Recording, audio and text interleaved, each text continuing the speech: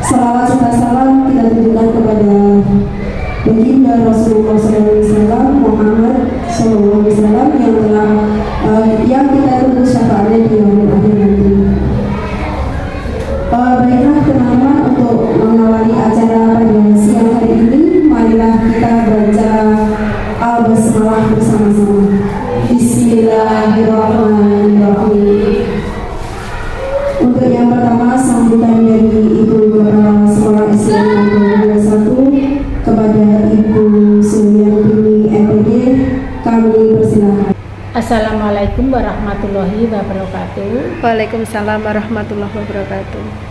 Yang saya hormati pendidik dan tenaga kependidikan SDN Margomulyo 1. Pertama, marilah kita panjatkan puji syukur kehadirat Allah Subhanahu wa Ta'ala, karena pada pagi hari ini alhamdulillah kita semua diberi kesempatan untuk bertemu dalam rangka acara berbagi dari calon guru penggerak, yaitu Ibu Takia. Alhamdulillah dalam keadaan sehat walafiat.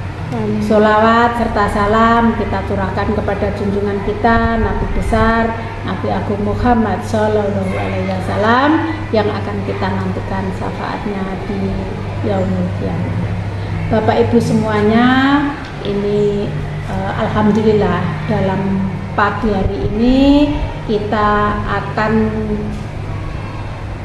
berbagi dari Ibu Takia kepada penjenengan semuanya ilmu yang sangat bermanfaat. Mungkin nanti Bapak Ibu bisa dipraktekkan atau dilaksanakan di masing-masing kelas.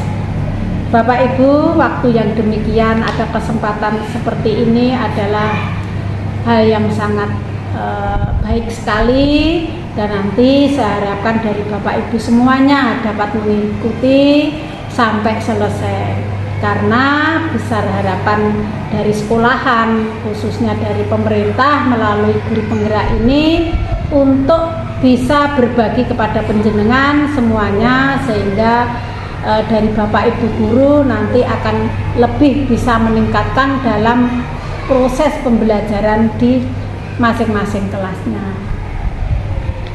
Bapak Ibu, sekali lagi saya berharap kepada Bapak Ibu semuanya, nanti setelah selesai dari akhir berbagi dari Ibu Takia sebagai CGP angkatan ke-7 ini, nanti sangat mendapatkan manfaat yang lebih baik, dan anak-anak kita atau siswa kita akan lebih meningkat, lebih sesuai dengan harapan kita semua. Yang pasti Bapak Ibu, dari Ibu Takia nanti akan berbagi kepada penjenengan semuanya masalah budaya positif di sekolah, yaitu intinya bahwa budaya positif di sekolah tidak dapat berdiri sendiri. Jadi semua komponen termasuk di dalamnya budaya ajar ini harus saling berkaitan. Tujuannya apa? Semua yang diberikan oleh Bu Takia nanti akan memberikan dampak yang positif, yaitu karakter siswa yang sesuai dengan harapan dan sesuai dengan kurikulum merdeka. Jadi karakter-karakter siswa yang diharapkan nanti dapat melekat kepada semua siswa sesuai dengan harapan pemerintah. Saya kira itu Bapak Ibu untuk apa yang saya sampaikan pada pagi hari ini. Nanti silahkan untuk mengikuti apa yang disampaikan oleh Ibu Takia. Mudah-mudahan dengan adanya CGP angkatan ke-7 yang termasuk diikuti oleh lembaga kita di SDN Margomulyo 1 ini, semua dapat meningkat, dapat berjalan dengan baik dan sukses untuk CGP angkatan ke-7. Dan kami mengharapkan dari Bapak Ibu semuanya nanti menyusul sehingga semua yang ada di semua Bapak Ibu guru yang ada di SDN Margomulyo ini sudah mengikuti CGP dari angkatan ke-5, ini ke-7 atau mungkin di angkatan selanjutnya. Demikian yang dapat saya sampaikan. Akhirul kata, wabillahi taufiq wal hidayah. Wassalamualaikum warahmatullahi wabarakatuh. Waalaikumsalam. Bismillahirrahmanirrahim. Assalamualaikum warahmatullahi wabarakatuh.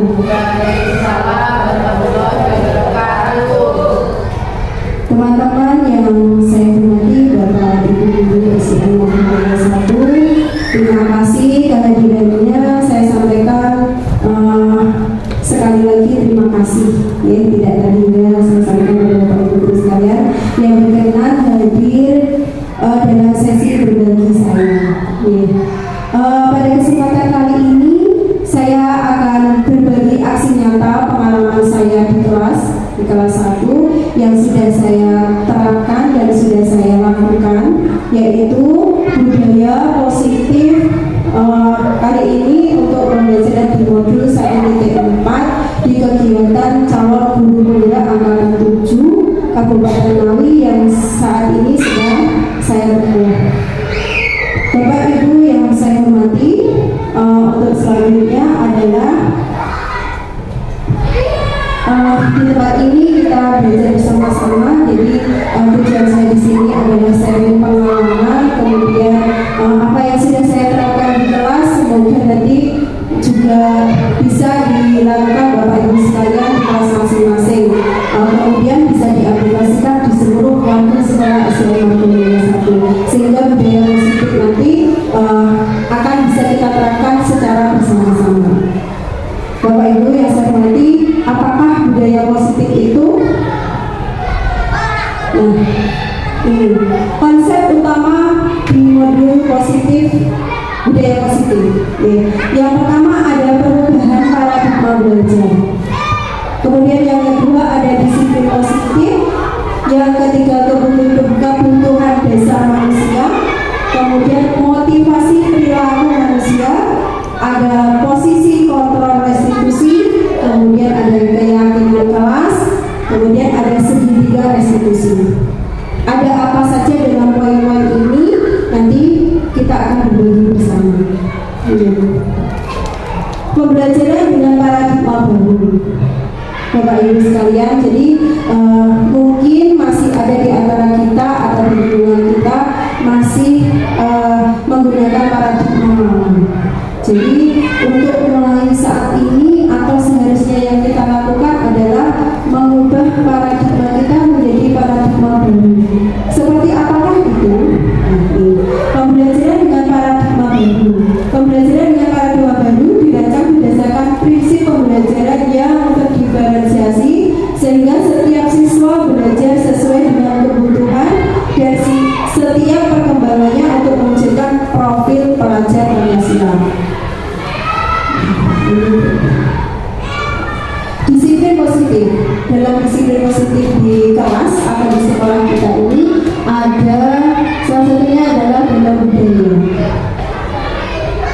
Seperti apa budayanya? Yaitu makna kata disiplin dimaknai menjadi sesuatu yang dilakukan seseorang pada orang lain untuk mendapatkan kepatuhan.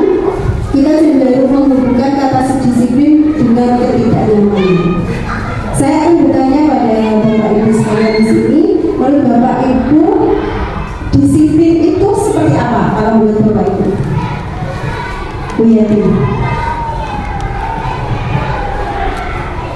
Menurut saya disiplin itu anak mematuhi aturan, jadi mengikuti kebiasaan yang bagus.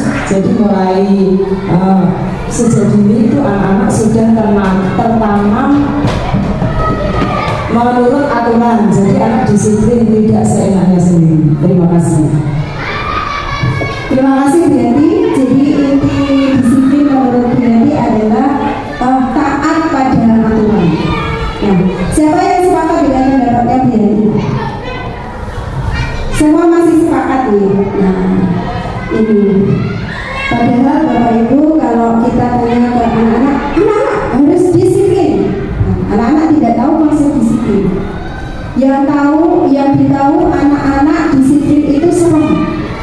Disiplin itu kalau telat dihukum. Disiplin itu kalau nilainya jelek dipermalukan. Itu masih menjadi mindsetnya anak-anak. Gitu. Bagaimana supaya konsep disiplin ini bisa diterapkan anak-anak dengan memaknai positif? Nah, nanti bisa kita lakukan dengan beberapa cara. Kemudian selanjutnya dalam pendidikan, sebagai pendidik tujuan kita adalah menciptakan anak-anak yang memiliki disiplin sehingga mereka bisa berperilaku yang baik, karakternya baik, perilakunya. Tapi disiplin tidak bisa instan. Disiplin harus dari hati anak-anak sendiri. Jadi kesan disiplin tidak lagi menakutkan bagi mereka. Kemudian tujuannya yaitu merupakan salah satu cara penerapan disiplin yang bertujuan untuk menumbuhkan kesadaran serta memberdayakan anak untuk melakukan sesuatu tanpa sogokan, ancaman maupun hukuman. Sementara waktu yang paradigma lama kita mendidik anak-anak itu disiplin kalau telat dihukum. Nah, mereka akhirnya mempunyai pikiran bahwa disiplin itu nanti saya pasti dihukum. Kalau tidak datang, saya dihukum. Seperti itu. Jadi dia tidak berangkat dari hatinya sendiri. Jadi pikiran anak-anak itu masih kalau disiplin, kata guru saya harus disiplin. Maka ketika saya datang terlambat, dibilang tidak disiplin dan saya pasti dihukum. Itu paradigma lama ya. Kalau anak-anak datang, kita hukum. Kemudian konsep disiplin dengan identitas gagal. Nah, ketika kita menerapkan disiplin ini, konteksnya adalah hukuman, maka yang terjadi adalah menyakitkan, itu pasti. Jangankan kita terapkan pada anak-anak yang notabene dia belum usia dewasa. Kita orang yang dewasa saja ketika mendapat hukuman itu menyakitkan dan sakitnya lama. Misalnya sakitnya di sini kata Pak Budi. Semisal kita menjadi seorang pimpinan misalnya, ketika anak buah kita terlambat, kemudian kita beri hukumannya itu misalnya sudah tidak ditanya, tidak disapa beberapa hari misalnya, itu akan menyakitkan. Itu saja kita lakukan misalnya kontennya seorang dewasa. Apalagi anak-anak itu menyimpan memori ribuan kali lipat dibanding orang dewasa. Oke. Kemudian hukuman ini menjadikan tidak nyaman karena merasa kayak beban sosial ya. Jadi ketika saya dihukum, saya pasti malu sama teman-teman. Gitu. Kemudian murid takut. Yang ada ketika kita memberi hukuman, murid-murid itu takut sama guru, takut sama kita, takut sama aturan. Sedangkan di sini seorang guru itu menjadi manajer, maksudnya kita temannya, kita belajar bersama-sama secara merdeka, okay? Jadi tidak terbebani bagi anak. Maka dari itu ketika kita mau menerapkan hukuman, akhirnya ini murid takut sama kita. Pembelajaran kira-kira bisa menjadi lancar atau tidak teman-teman? Misalnya kita menerapkan hukuman dan jatuhnya tidak nyaman bagi anak-anak. Tidak bisa. Iya, tidak bisa. Saya yakin tidak bisa. Kemudian kalau misalnya kita menerapkan hukuman lagi, adanya memaksa, tidak dari kesadaran sendiri. Tuh. Kemudian murid menyembunyikan kesalahan. Ini banyak yang terjadi. Kenapa anak-anak kita itu sering bohong? Nah, kenapa? Karena kita menerapkan hukuman bagi mereka. Jadi naluri untuk berbohong supaya mereka aman, gitu ya. Misalnya dia melakukan kesalahan dengan menumpahkan air minum di lantai. Pada konsekuensinya kalau menumpahkan minuman di lantai dia harus dipel, misalnya. Dia ini berbohong karena biasanya guru mengancam, kalau dia mengancam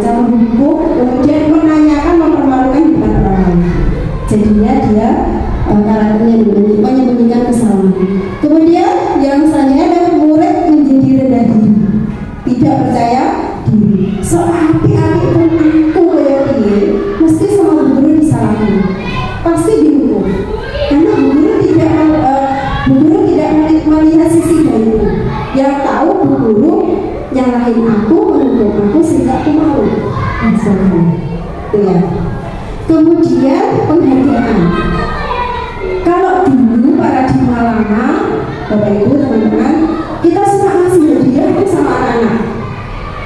Kamu nek nilainya 100, lain permen. Kira-kira setuju atau tidak dengan model memberi penghargaan dengan teman-teman? Ya, ini masih paradigma lama ya. Tidak efektif ternyata jawabannya. Ketika kita memberikan memberikan penghargaan ini, yang ada tidak efektif. Kenapa? Nah, ketika tidak diberi penghargaan, dia akan merasa kecil, atau kalau tidak dia akan menjadi seorang yang ambisius. Ya. Kemudian selanjutnya adalah merusak hubungan dengan teman. Ya loh, yang sering dikasih ribet sama Bapak Ibu Guru, dikasih penghargaan berupa barang atau pujian tadi, yang ada dia akan dicek temannya yang tidak sefrekuensi. Enak si dilem, ini saya kayak gitu. Sudah hafal saya Bu Guru itu pilih kaset. Nah, kayak gitu. Kemudian selanjutnya mematikan kreativitas itu tadi. Jadi apa? Yang tidak terbiasa diberi, yang terbiasa dia dikalahkan di depan orang, dia udah aja tuh nggak usah ngapa-ngapain. Toh sama Bapak Ibu Guru nanti saya juga pasti akan kalah dengan dia. Karena ketika kita beri penghargaan, otomatis kan kita membanggakan satu siswa ya. Misalnya, aduh kamu pintar sekali 100. Nah, kayak Edu ini loh, pintar. Lihat ini, pintar. Misalnya seperti itu. Kemudian lanjutnya mendukung dengan sistem ranking. Masih ada kan di kelas kita yang kita suka bocorin ke wali murid bahwa ibu ini loh ranking 1, yang ini ranking 3. Kalau di sekolah kita saya yakin sudah tidak ada yang jadi sudah berubah. Ternyata tidak bagus. Ranking itu yang ada hanya akan merusak kreativitas siswa. Sebagus-bagusnya aku, dia gagaknya gitu, aku akan kalah dengan dia. Yang pintar kok, yang les kok, yang kemana-mana seperti itu. Sedangkan anak tidak bisa disamakan. Dia tidak bisa matematika, bisa jadi dia pandai bahasa Indonesia. Dia tidak bisa bahasa Indonesia, bisa jadi dia pintar seni. Seperti itu. Jadi untuk ranking ini sepakat kita hilangkan. Selanjutnya adalah merampas hak menghargai dunia. Dia menjadi anak yang pesimis. Aku gak bisa, katanya aku gak tahu diem saya selalu dilemahkan. Saya wanti-wanti pada Bapak Ibu semuanya, apalagi usia kelas rendah 1, 2, 3 itu sama sekali tidak boleh menyakiti perasaannya. Nanti akan terngiang sampai usia dewasa, atau bisa jadi kita meninggalkan kesan yang sangat buruk ketika kita membanding dengan jadi usia kelas 1 sampai kelas 3 itu masih usia yang kita tidak bisa mengejar anak itu gak pintar atau ini pintar itu bisa. Selanjutnya konsep disiplin dengan identitas sukses. Tadi itu identitas tidak sukses nih. Jadi yang sukses ini apa kira-kira? Dengan konsekuensi salah satunya nih, yaitu penguatan jangka pendek. Kemudian selanjutnya perlu monitoring berkelanjutan, stimulus respon, murid menghormati peraturan, kemudian kehilangan waktu untuk merenungi kesalahan. Ini konsekuensi. Kemudian yang restitusi. Nah ini yang sudah benar-benar saya terapkan di kelas saya, Bapak Ibu. Restitusi ini yaitu nanti akan berdampak pada ini. Pertama, murid belajar bertanggung jawab untuk perilakunya. Kemudian selanjutnya fokus pada pemecahan masalah jangka panjang ketika kita melakukan restitusi ini. Yang kita pilih dengan cara ini untuk mengkondisikan anak yang tadi lewat hukuman tidak diperkenankan, penghargaan tidak diperkenankan, dan kemudian konsekuensi ini poin-poinnya ini. Jadi kita bisa mengumpulkan ini. Kemudian kalau restitusi ini fokus pada pemecahan masalah jangka panjang, tidak sementara.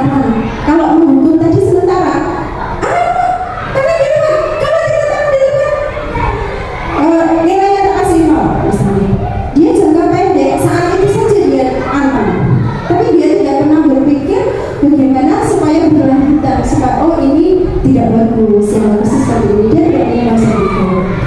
Kemudian dengan restitusi ini, murid menghormati dirinya dan orang lain. Selanjutnya teori kontrol dirinya memegang kontrol. Kemudian murid bersemangat memperbaiki kesalahan. Jika kita menerapkan restitusi ini, ternyata jauh lebih menunjukkan kebaikan daripada cara-cara yang lain. Selanjutnya, kemudian motivasi perilaku manusia. Kenapa sih harus ada cara yang kita lakukan supaya ini memanusiakan anak-anak, menjaga anak-anak, membudayakan anak-anak supaya mereka selalu berpikir positif dalam memaknai suatu hal, utamanya di sekolah kita pembelajaran. Yang pertama adalah menghindari ketidaknyamanan dan hukuman. Motivasi merupakan dorongan yang timbul pada diri seseorang secara sadar atau tidak sadar untuk melakukan suatu tindakan dengan tujuan tertentu. Ini poin-poinnya ya teman-teman. Lanjut. Kemudian apa sih 5 kebutuhan dasar manusia itu? Semestinya kita dapat pelajaran ini ketika kita memutuskan menjadi seorang guru.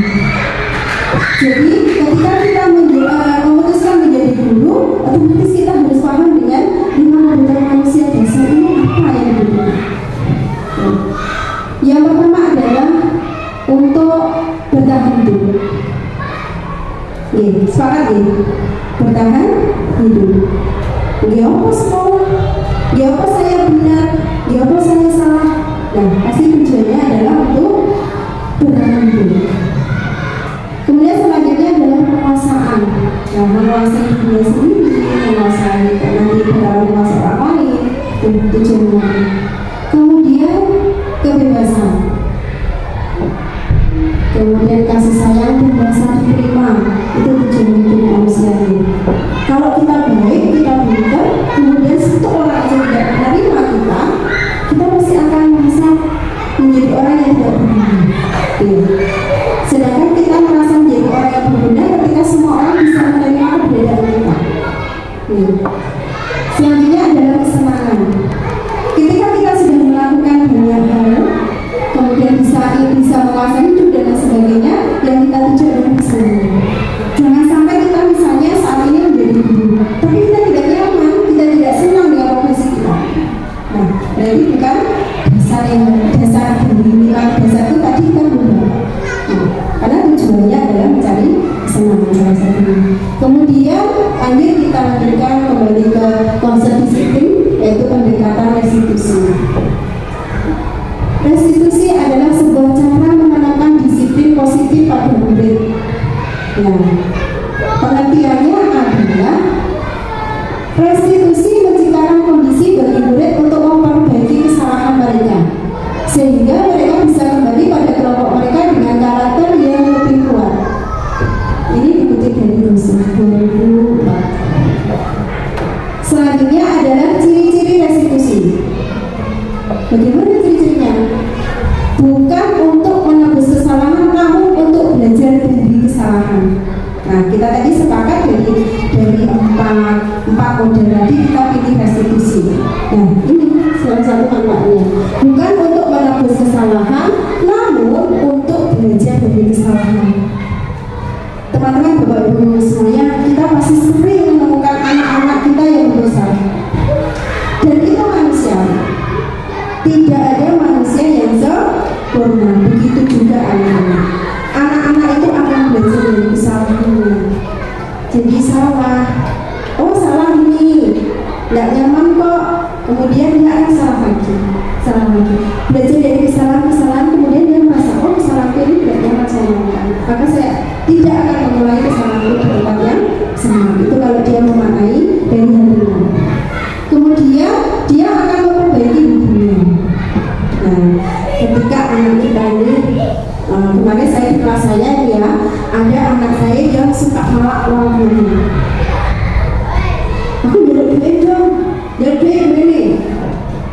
Ya namanya anak-anak kelas 1, dia memaknai itu malak, itu maksa. Padahal sebetulnya kalau tidak dibesar-besarkan bisa jadi enggak dikasih juga nggak apa-apa. Tapi karena anak pendidikan orang dewasa, maka itu akan menjadi permasalahan yang sangat besar bagi dia.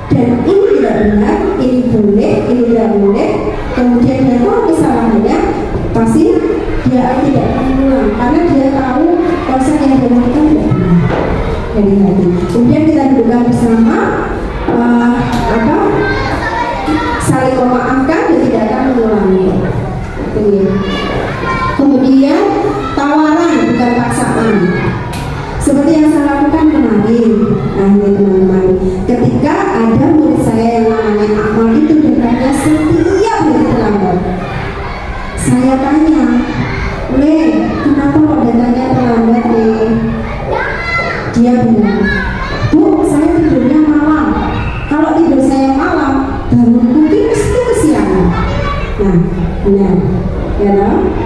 Kemudian kita tawarkan, gimana kalau misalnya bangunnya jam berapa tadi? Bangunku jam 9 bu. Nah, semalam tidurnya jam berapa? Tidurku jam 11. Gimana kalau misalnya tidurnya jam 10 nih? Kalau jam 10 kan besok bangunmu bisa jam 5, setengah 5 bisa. Dicoba ya. Iya bu, siap. Kemudian besoknya kita bangun.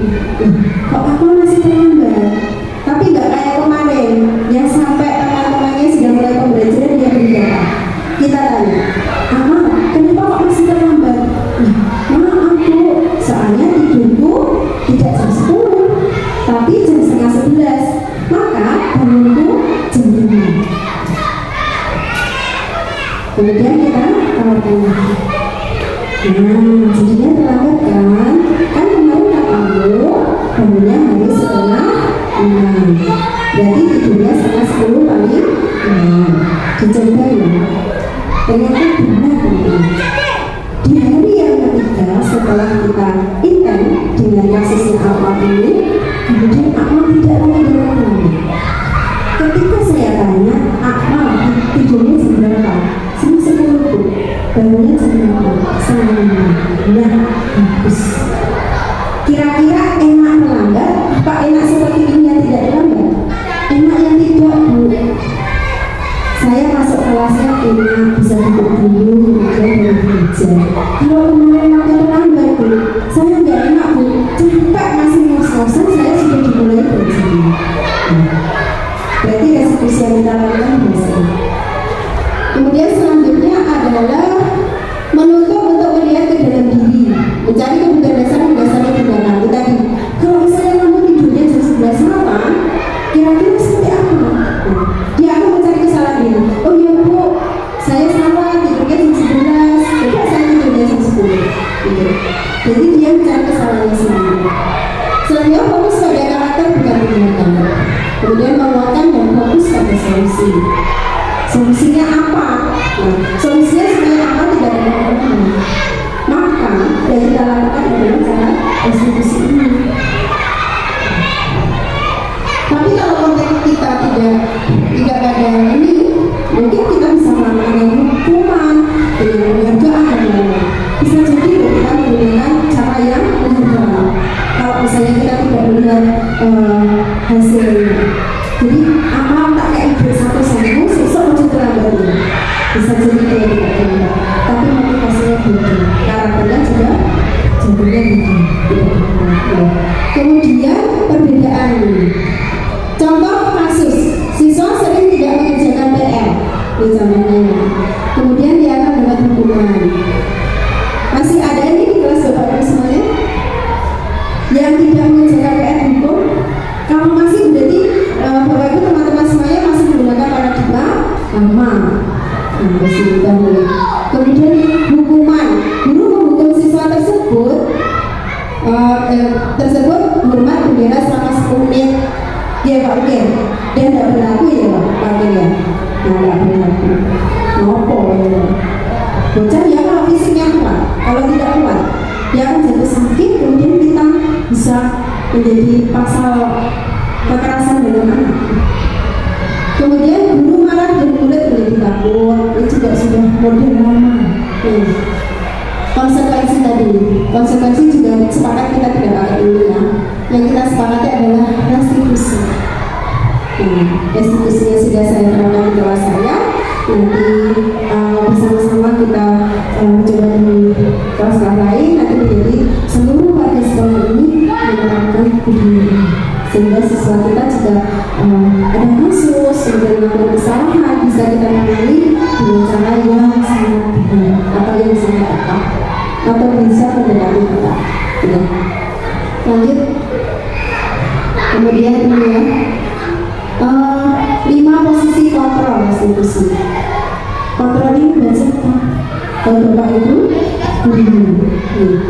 Jadi Bapak Ibu gurunya dulu atau mungkin sekarang masih mempunyai ini 5 posisi kontrol ini, salah satunya adalah dengan menghukum. Adakah yang masih punya posisi ini? menghukum, pergi. Kemudian membuat rasa bersalah, ini juga tidak diperkenankan. Jadi bagaimana kita memposisikan kita sebagai guru, setidaknya hal-hal yang sifatnya tadi kalau sebagai penghukum, kemudian guru sebagai pembuat rasa bersalah, itu kita kurangi dan kita hilangkan.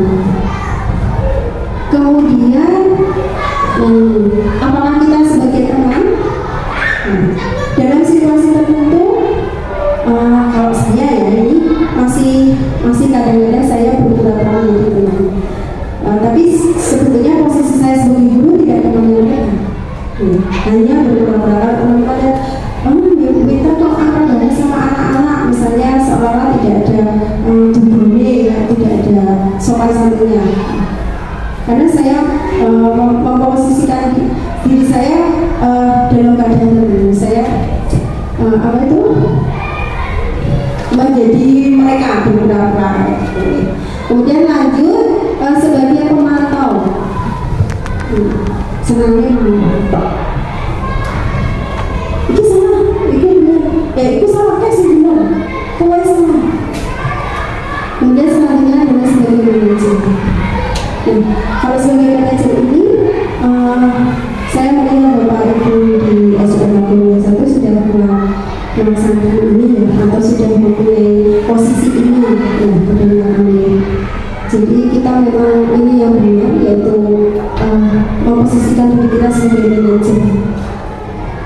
Kita mempunyai trik-trik atau mempunyai cara pendekatan yang benar-benar kita kita kelola, kita manajemen yang baik. Kemudian kasus 2, Bapak Ibu semuanya, ketika kita menemukan kasus pada yang saya tulis ini, misalnya Sabrina hari itu baru terlambat dan berburu-buru sampai di sekolah. Dia pun akhirnya sampai di gerbang sekolah, tapi baru menyadari kalau tidak menggunakan sepatu hitam seperti tertera di peraturan sekolah. Di depan pintu sekolah, Bapak Lukman memperhatikan sepatu Sabrina yang berwarna coklat.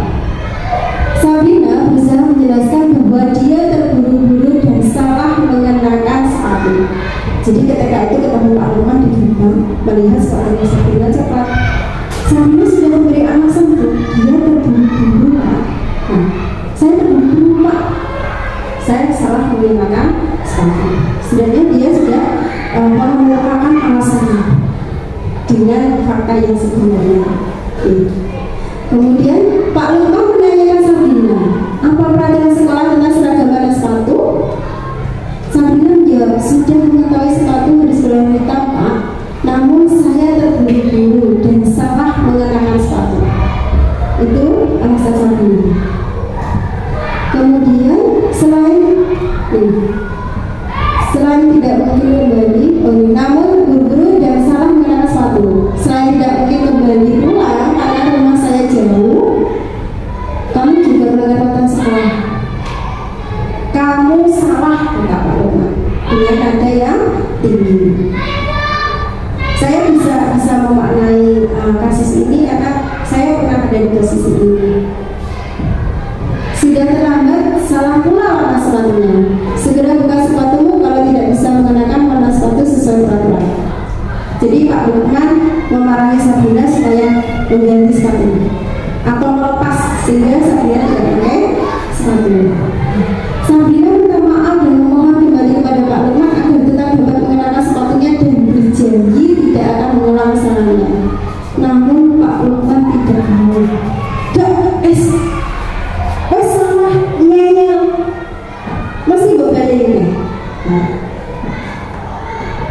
Ini yang dilakukan Pak Lukman. Sekarang copot sepatumu dan silakan belajar tanpa sepatu seharian. Sabrina pun dengan berhati-hati mencopot sepatunya dan memberikannya kepada Pak Lukman. Seharian dia tidak berani berdiri di sekolah karena malu dan lebih banyak terdiam diri di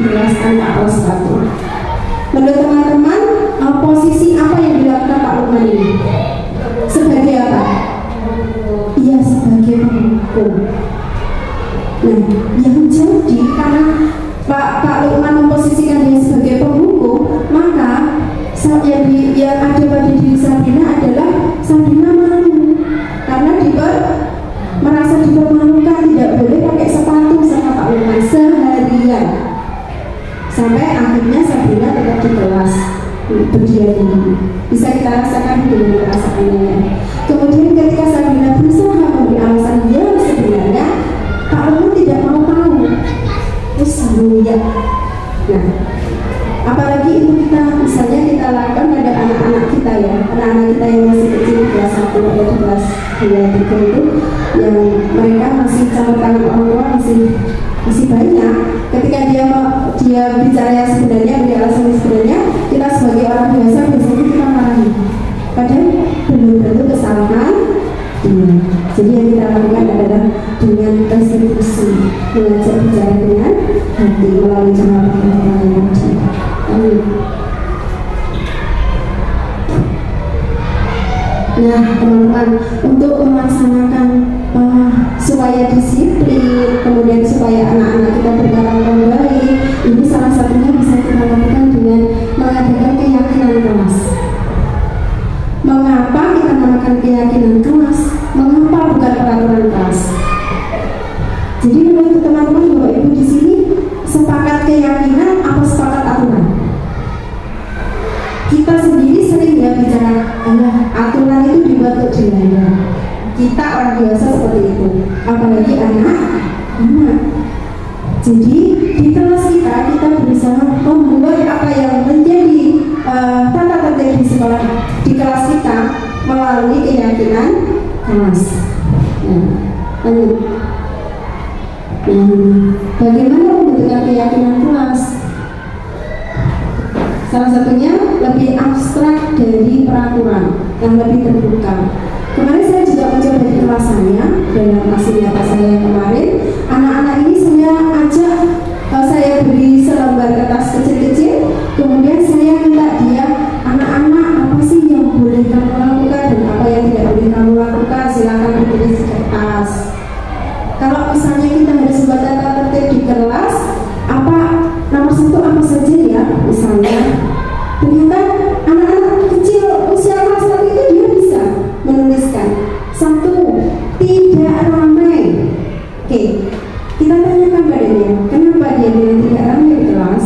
Ternyata jawabannya sangat bagus, sangat menarik, bahwa kalau kita ramai Bu, nanti kita akan mengganggu teman kita.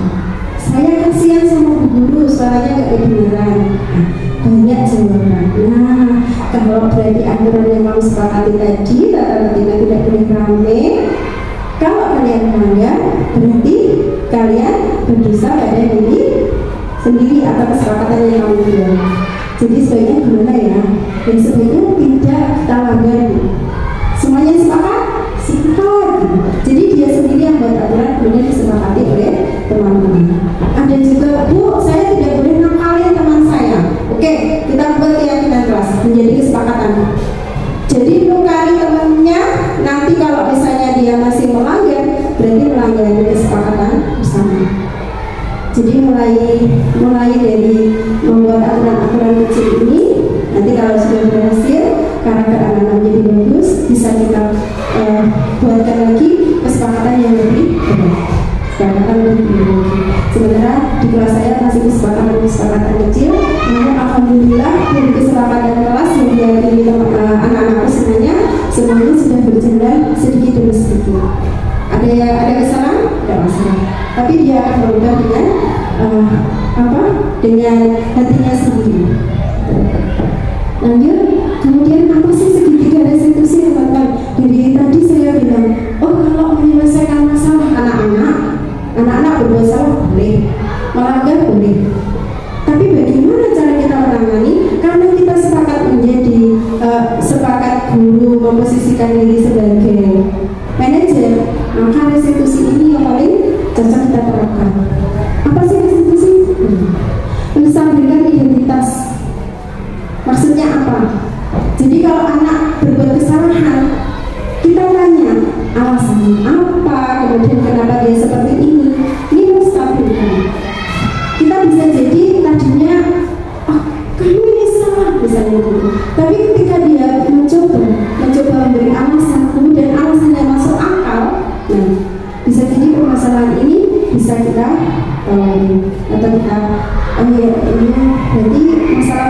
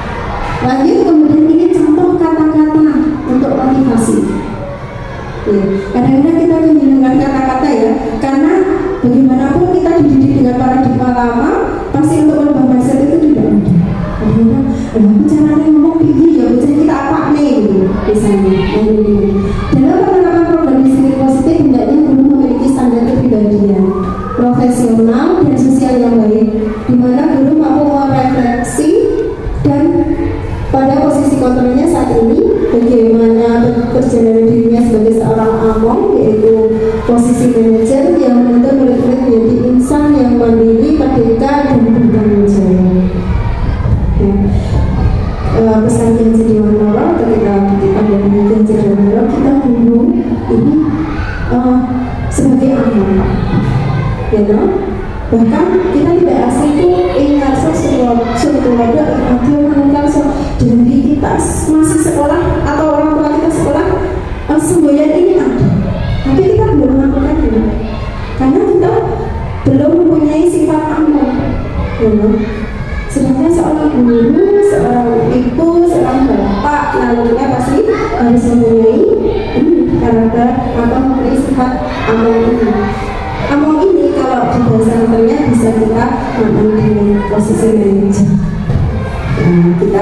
Kita tahu tuh sedalam-dalamnya anak kita itu seperti apa. Kita coba cari tahu kalau belum tahu. Gitu. Teman-teman, itu tadi yang bisa saya sampaikan pada teman-teman untuk apa yang sudah saya lakukan di kelas saya. Kemudian selanjutnya kita saling berbagi, misalnya teman-teman nanti mempunyai ilmu atau pengalaman yang sama, nanti kita bisa berbagi di tempat lain atau jika tidak pernah seperti ini bisa disampaikan. Terus sebenarnya kita sebagai seorang guru, kita bisa posisikan diri kita sebaik-baiknya, kita menjadi teladan atau menjadi contoh yang baik. Kemudian selanjutnya sekolah kita, tempat pembelajaran kita di sekolah ini mempunyai budaya positif. Anak-anak kita itu tidak berpikir negatif tentang belajar. Maka nanti maksudnya itu, ya, karena dia belum memaknai bahwa matematika itu positif, pembelajaran positif. Dia masih maksudnya negatif. Matematika, aku gak bisa, terus gitu, kayak gitu. Jadi anak-anak ini belum mempunyai belum memaknai pembelajaran itu positif. Kalau anak-anak semuanya sudah mempunyai dari hatinya, belajar itu positif kok, menyenangkan kok, pasti tidak ada keluhan dan kita bisa meminimalisir kesalahan mereka, kemudian menjadikan dia karakter yang bagus di dalam ini. Teman-teman, itu dari saya, kita tetap semangat, saling berbagi, semoga bermanfaat bagi semuanya, utamanya bagi anak didik kita, generasi kita. Jangan sampai generasi kita tidak benar karena kesalahan Bapak Ibu guru. Bismillahirrahmanirrahim. Dari sini kita mengawali, semoga ke depan semakin baik, sekolah kita semakin dipuja, kemudian menjadi prima-prima bagi anak-anak kita, menjadi tempat yang nyaman untuk belajar. Sekian dari saya, semoga bermanfaat. Mohon maaf jika ada khilaf kata dan titik hati saya. Billahi taufiq wal hidayah. Wassalamualaikum warahmatullahi wabarakatuh.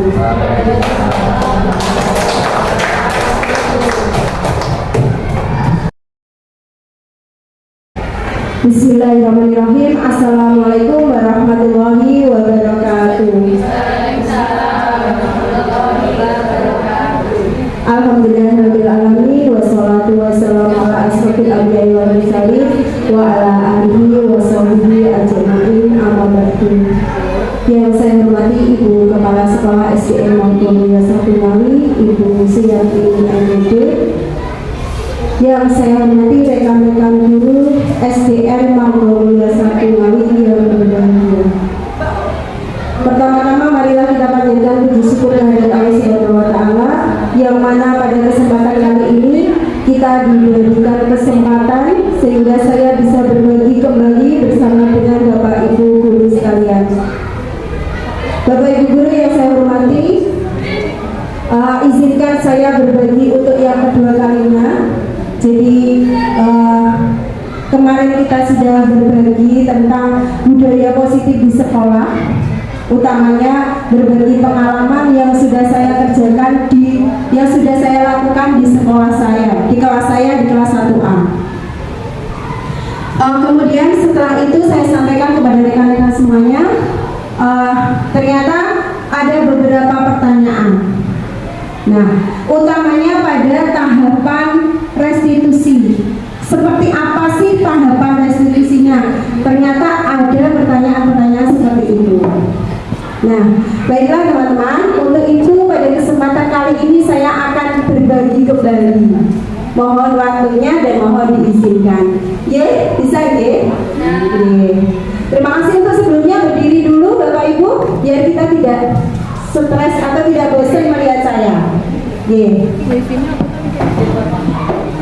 Baiklah, saya punya sedikit tepuk atau yel-yel penyemangat ya, utamanya penyemangat bagi diri sendiri atau bagi teman kita. Namanya tepuk wokeren. Jadi tepuk wokeren, wokeren, wokeren, wokeren. Gitu ya. Jadi kalau saya terapkan di anak-anak susah. Nah, bisa dimulai? Oke. Tepuk wokeren bagi teman. Wokeren.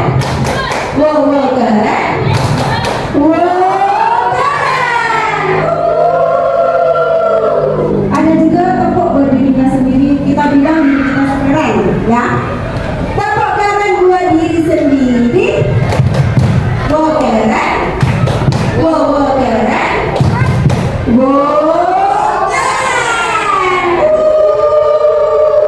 Jangan lupa umumnya ya, itu yang seru. Terima kasih, silakan duduk kembali Bapak Ibu.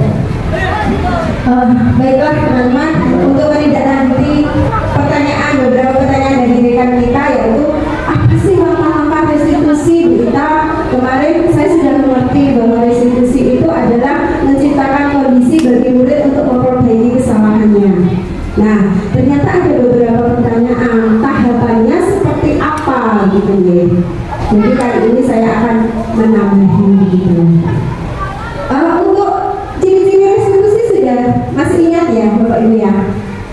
Masih ingat atau sudah lupa? Masih ingat ya. Alhamdulillah masih ingat. Jadi restitusi itu ada beberapa tahapannya teman-teman. Maka di sini digambarkan bentuknya adalah lambangnya segitiga. Gitu ya. Kemudian saya lanjutkan ini. Nah, di dalam restitusi itu tujuannya adalah untuk menstabilkan identitas. Apa sih identitas supaya stabil mereka? Nah ini ternyata gunanya untuk membuat anak yang merasa gagal karena berbuat salah menjadi positif kembali terhadap dirinya. Bisa dibayangkan Bapak Ibu, ketika murid kita melakukan kesalahan, dia akan melempar kesalahannya itu pada temannya sama, temannya sini. Kemudian bisa jadi menyalahkan dirinya sendiri dengan berlebihan. Ternyata itu tidak pas, tidak tepat gitu. Nah, maka bagaimana caranya? Saya punya beberapa contoh kata-kata untuk mengembalikan atau membuat mereka stabil kembali. Nah, yaitu dengan cara, misalnya kita bisa berkata begini. Anak-anak, atau misalnya kemarin murid saya Akmal ya, Akmal, berbuat salah itu hal yang manusiawi kok, tidak ada manusia yang sempurna. Bapak, Ibu, Bu Ita itu juga dulu pernah mempunyai kesalahan yang sama seperti yang kamu lakukan. Bu Ita pernah terlambat? Pernah.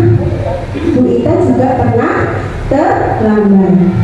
Nah, untuk itu kita masih bisa menyelesaikan permasalahanmu itu di sini bersama Bu Guru. Itu contohnya ya. Bapak Ibu tidak tertarik untuk mencari tahu siapa yang benar atau siapa yang salah. Karena ketika amal saya tanya, saya tidurnya terlalu malam kok Bu. Bapak Ibu saya tidak, mama papa saya tidak mengingatkan saya untuk tidurnya lebih sore misalnya, tidak boleh tidur terlalu malam. Ini kecenderungan Akmal ini menyalahkan kedua orang tuanya. Nah, jadi di sini ketika melakukan restitusi, guru tidak perlu mencari tahu sebagai opo salais. Sebabnya kita tanyakan salais opo kamu tidurnya malam. Tidak ya, jadi tidak pernah itu. Kemudian kalau kamu menyalahkan dirimu sendiri terus menerus, apakah kamu bersikap baik pada dirimu sendiri? Itu juga kita tanyakan pada anak kita yang mempunyai kesalahan. Seperti yang kita sampaikan tadi bahwa kesalahan itu manusiawi. Kita tidak boleh ngacak sok yes di depan Bapak Ibu ya. Jadi biarkan anak-anak punya kesalahannya, kemudian mereka belajar dengan tepat bagaimana cara menangani permasalahannya dengan baik, tanpa menyalahkan orang lain dan tanpa menyalahkan dirinya sendiri terus-menerus. Nah, kemudian salah satunya juga dengan validasi kebutuhan, yaitu membantu murid mengenali basic kebutuhan dasar yang ingin dipenuhi ketika melakukan kesalahan itu. Butuhnya apa kok kamu sampai salah, nyamopo kayak gitu ya. Pada dasarnya setiap tindakan manusia tujuannya adalah memenuhi kebutuhan dasar, apakah itu penguasaan atau kebebasan, kasih sayang dan rasa diterima, kesenangan atau bertahan hidup. Misalnya kita tanyakan pada murid saya bertanya sering terlambat, apa yang misalnya kalau kamu suka dengan cara kamu setiap hari terlambat ke sekolah, kenapa? Saya dia jawab, saya senang kok Bu kalau terlambat. Misalnya, saya senang bisa diperhatiin ibu guru. Berarti tujuan dasarnya Ahmad adalah mencari kesenangan. Maka dari itu perlu kita gali, apa sih dasar kebutuhannya itu, kenapa dia melakukan itu ya. Kemudian contoh kata-katanya bisa seperti ini. Kamu bisa saja kan melakukan hal yang lebih buruk, tapi kamu tidak melakukannya kan? Nah, misalnya Ahmad datangnya 5 menit, selalu 5 menit sebelum teman-temannya berganti di depan kelas. Saya menanyakan, Mal, setiap kali kita lihat kok telatnya 5 atau 3 menit sebelum masuk. Kenapa kamu tidak melakukannya setengah jam atau lebih siang lagi atau misalnya jam 8 sekalian?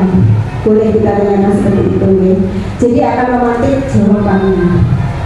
Kemudian yang kedua, bisa jadi pertanyaannya adalah kamu pasti punya alasan kenapa kamu melakukannya. Kenapa sering terlambat, alasannya apa? Nah ini penting sekali ya Bapak Ibu untuk kita tanyakan, karena setiap kesalahan pasti ada alasan. Kemudian yang ketiga, apa yang penting bagi kamu dengan berbuat kesalahannya itu penting nggak? Bisa jadi jawaban anak-anak itu dia akan menjawab sangat penting Bu, karena saya pengen di bangku bintang, karena saya pengen diperhatiin. Selama ini Bu Guru tidak pernah menghargai saya, maka saya melakukan kesalahan biar diperhatikan.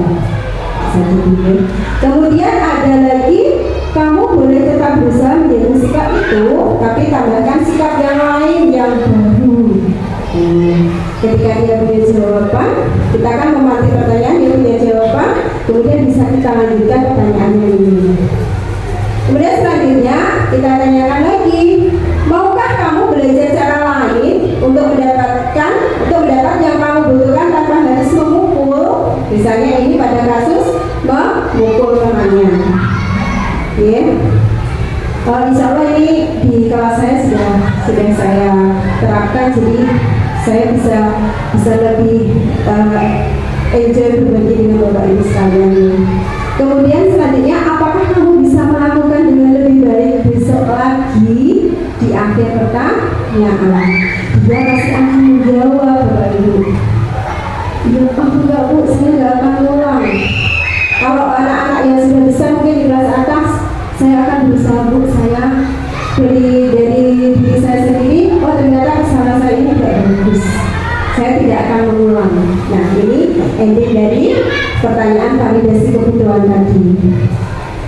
Kemudian ini selanjutnya adalah menanyakan keyakinan. Ini yang paling penting ya Bapak Ibu. Karena apa? Kemarin di sesi berbagi saya sebelumnya kita sudah belajar tentang membuat keyakinan. Keyakinan ini mereka yang buat, kemudian kita terapkan menjadi sebuah aturan. Dengan keyakinan ini, anak melihat kesalahannya dihubungkan dengan norma sosial dan nilai-nilai yang mendasari manusia berinteraksi dengan orang lain. Kemudian contoh kata-katanya bisa begini. Apa nilai yang kita percaya di kelas sekolah kita? Nah, karena dengan keyakinan kelas tadi jadi aturan, kemudian kalau dilanggar kita lebih enak untuk mengingatkan. Nilai-nilai universal apa yang telah kita sepakati? Kalau mungkin anak-anak kelas rendah tidak tahu universal ya. Jadi untuk bahasa-bahasa ini kita gunakan bahasa sendiri dulu, bahasa yang dari hati ke hati gitu. Kelas yang ideal itu seperti apa sih menurut kamu, Nak? Yang tertib, Bu, yang bagus, Bu, yang tidak ada yang terlambat, Bu. Dia akan beri jawabannya. Kemudian kamu ingin jadi anak seperti apa? Kita tanyakan juga. Apa yang kamu rasakan ketika berbuat kesalahan? Ketika kamu melakukan itu, kamu menjadi orang yang seperti apa? Nah, contoh-contoh kalimat yang memantik ini akan bisa kita tanyakan pada anak-anak kita. Bisa saya share ini nih, contoh murid saya.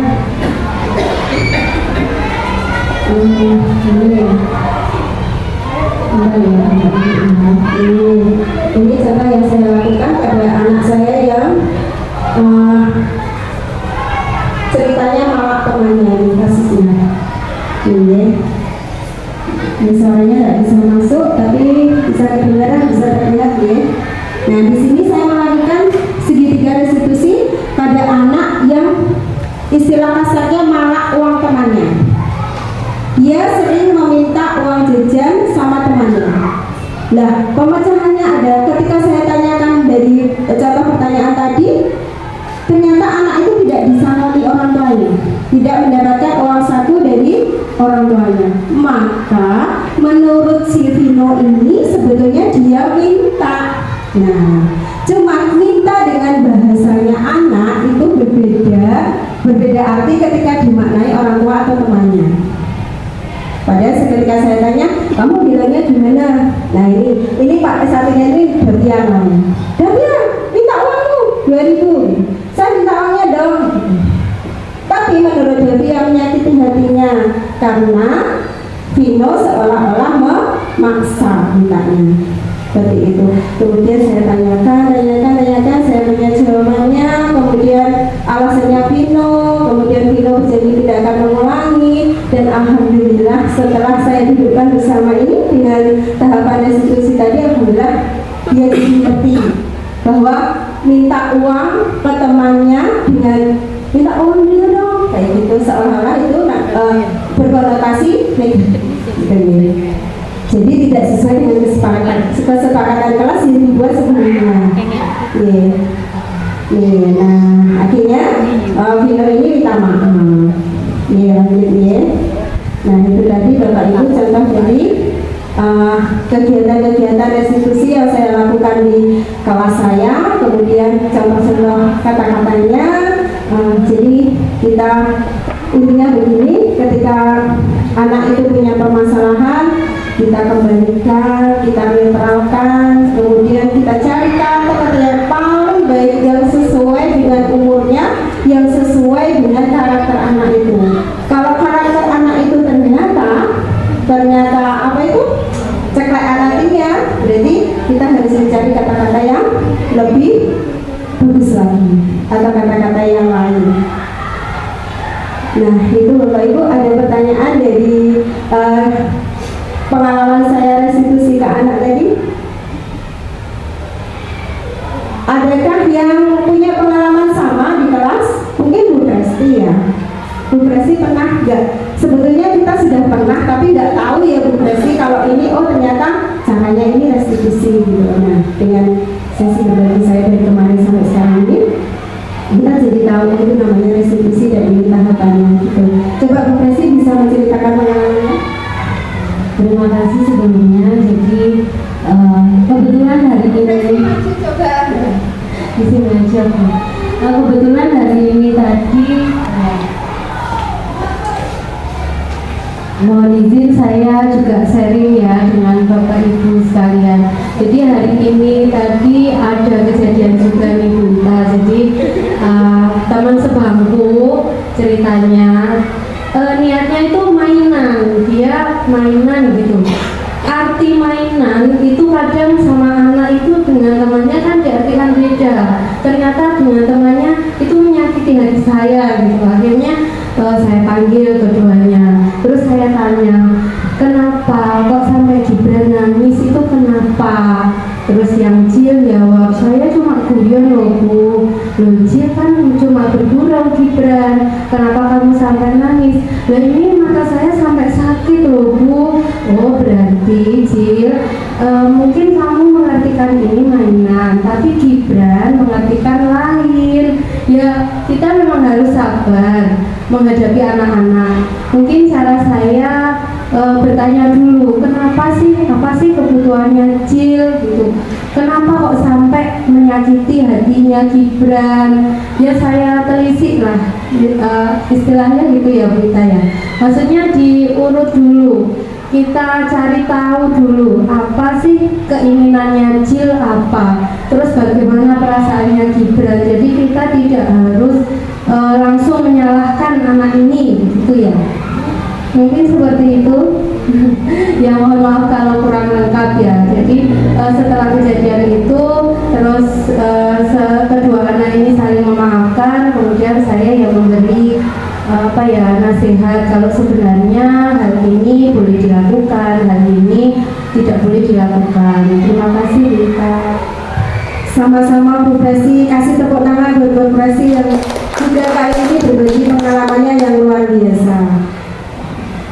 Jadi benar menurut Bu Presi tadi, kasusnya anak yang seperti itu sama Bu Presi ditanya ujuk-ujuk, nah tidak melalui tahapan yang awal. Jadi kenapa sih tidak menanyakan dulu perasaannya, tapi ujuk-ujuk menanyakan, kok bisa kayak gini gitu, kenapa kok bisa begini sih nak gitu. Jadi untuk menyelesaikan permasalahan anak ini memang yang tepat adalah menggunakan tahapannya. Terima kasih ya Bu Presi, tetap semangat ya Bu Presi. Bu Presi guru kelas 2 ya. Aduh, lanjutannya dari saya masih di fase A. Mungkin ada Bapak Ibu yang masih belum menggunakan tahapan ini atau masih pakai cara kolonial Belanda, push up misalnya. Adakah? Saya tidak menuduh guru kelas atas ya, tapi pengalaman saya dulu seperti itu, sampai saya itu ya ampun, melihat sekolahan itu takut, berpikir belajar itu jadi negatif, apalagi ketemu pelajaran-pelajaran kayak matematika yang gurunya buala, primo sequanda gitu. Aduh, saya paling takut, mau ke sekolah aja sudah ngeri gitu ya.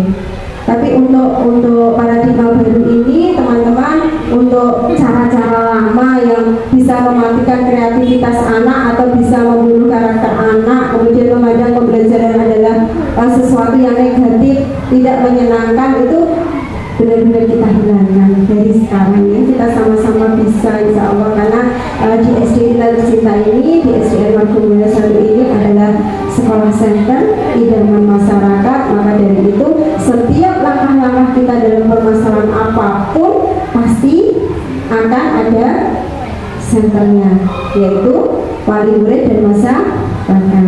Begitu. Selain dari saya, mungkin dari Bapak Ibu yang lain ada kegiatan atau ada waktu untuk berbagi, silahkan, dan saya menerima dengan sangat terbuka. Atau mungkin mau kritik, saran juga saya persilahkan ya Bapak Ibu. Terima kasih atas pertemuan kita hari ini. Semoga kita kembali ke anak, memerdekakan anak. Tugas kita yang mulia menjadi seorang guru ini, yang bukan lagi sekedar takdir kita jadi guru, kesannya kurang gak enak ya. Jadi kita nikmati, kita syukuri, kemudian setelah bersyukur pastinya akan berjanji pada diri kita sendiri untuk jauh lebih baik supaya pahalanya terus mengalir. Demikian ya Bapak Ibu, terima kasih. Mungkin saya sering repotin Bapak Ibu sekalian untuk mendengarkan kegiatan berbagi saya. Saya yakin Bapak Ibu bisa menerima dengan senang hati. Untuk itu dari saya ucapkan banyak terima kasih. Semoga ilmu yang saya sampaikan bermanfaat bagi kita semuanya. Akhir kata, billahi taufiq wal hidayah. Wassalamualaikum warahmatullahi wabarakatuh. Waalaikumsalam warahmatullahi wabarakatuh. Assalamualaikum warahmatullahi wabarakatuh. Perkenalkan Perkenalkan, saya Budi Utomo, guru kelas 4A di SDN Margomulyo 1 Ngawi. Saya berterima kasih pada Bu Ita, Dr. Takia, yang sudah berbagi dengan kami rekan-rekan guru di SDN Margomulyo 1 tentang budaya positif, ya, dimana dari hasil seminar kemarin saya sepakat dengan apa yang disampaikan Bu Ita bahwa di sekolah itu perlu adanya budaya yang positif yang nantinya akan membawa perubahan pada guru maupun peserta didik, dimana kita tidak boleh menerapkan hukuman, ya, kemudian atau mungkin semacam hadiah itu juga kurang pas. Jadi lebih ke komitmen atau keyakinan kelas anak-anak, jadi sehingga anak-anak itu akan ada perubahan dari dalam dirinya tanpa ada paksaan dari pihak manapun. Kemudian guru juga harus bisa memposisikan dirinya sebagai manajer, tidak selalu menghukumi, juga tidak sering memberikan hukuman pada anak-anak itu. Jadi dia bisa mengatur agar apa yang dia sampaikan, apa yang dia ajarkan anak-anak itu bisa membawa perubahan pada diri anak dari dalam diri sendiri tanpa ada intimidasi dari guru itu, sehingga nantinya akan muncul budaya positif di sekolah itu dari diri anak, dari diri guru dalam perkembangan diri. Demikian. Terima kasih. Assalamualaikum warahmatullahi wabarakatuh. Assalamualaikum warahmatullahi wabarakatuh. Perkenalkan, saya Triana Kohar Wijaya, guru kelas 4 di SDN Margomulyo 1 Ngawi. Setelah mengikuti seminar dari Bu Ita, saya sangat sepakat dengan penerapan budaya positif. Dengan adanya kasus-kasus di kelas saya akan mencoba untuk menerapkan apa yang telah diberikan oleh Bu Ita. Karena dengan kasus-kasus yang sudah dialami di kelas saya belum menggunakan restitusi dalam menyelesaikan permasalahan. Untuk itu, saya akan mencoba dan menerapkan di kelas saya. Terima kasih Bu Ita untuk ilmunya. Wassalamualaikum warahmatullahi wabarakatuh.